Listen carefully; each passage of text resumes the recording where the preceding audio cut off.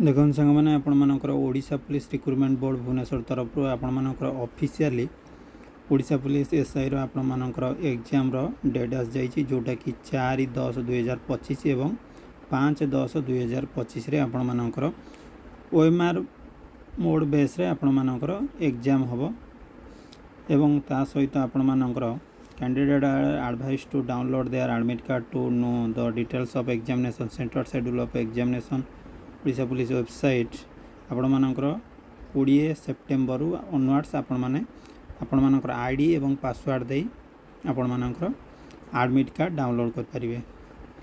Concern advise to contact touch with website further any update regard.